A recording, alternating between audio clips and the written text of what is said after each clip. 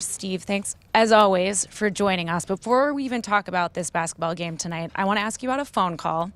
So Knicks assistant Judd Bushler, when he got the offer from David Fizdale, he said you were the first person he called. You said absolutely take it, even though you knew you were taking the Cali boy out of California. Why were you so quick with that decision?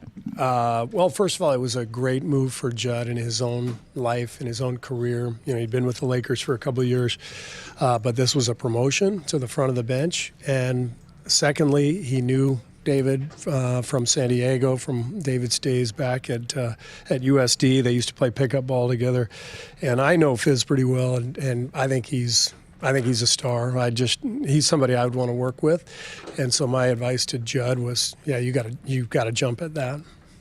And this crew is certainly having a lot of fun together, so that was good advice. We're happy you gave it to him.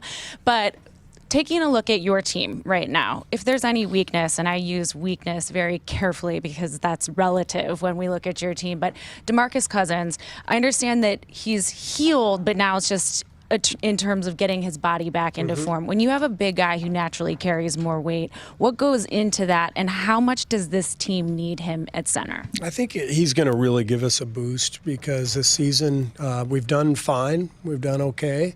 We haven't reached our potential, but we're probably suffering the hangover of being in the finals several years in a row and dealing with long seasons and, you know, the long season ahead. And so I think we're all looking forward to getting DeMarcus back. He's been scrimmaging a lot lately. He looks really good.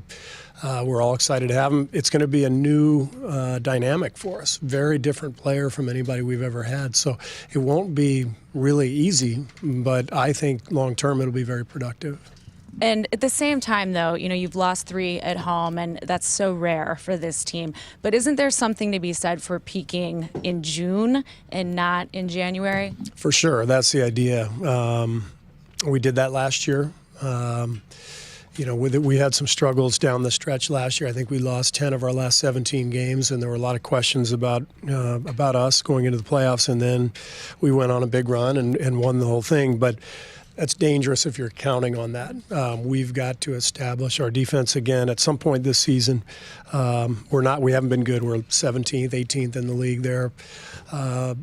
We've got to be more consistent this second half of the year, and we want to establish more momentum as we get DeMarcus back, as we get closer to the playoffs. We got to build as we go, and hopefully that'll be what it takes. And Coach, one more before we let you go. But when you look at your first championship with this team in 2015, you guys were by far and away the fastest team, took the most threes. Now you're right around 10th in both of those categories, which is interesting. Are you surprised to see how quickly the game has evolved? And is the 3 here to stay? What's your thought on that? Well, what's interesting is this year we are playing faster and shooting more threes than we did 4 years ago when we were number 1 and all that stuff. So the whole league, as you say, is getting faster and shooting more threes. It sure seems like this is going to happen and is going to continue for a while. Guys are practicing threes. Every team seems to have 8 or 9 guys who can shoot threes. Coaches are coaching to set up guys at the three-point line. Feels like it's here to stay, but you never know. This game kind of goes in trends, and you know, we're just trying to be the best version of ourselves and see where it takes us.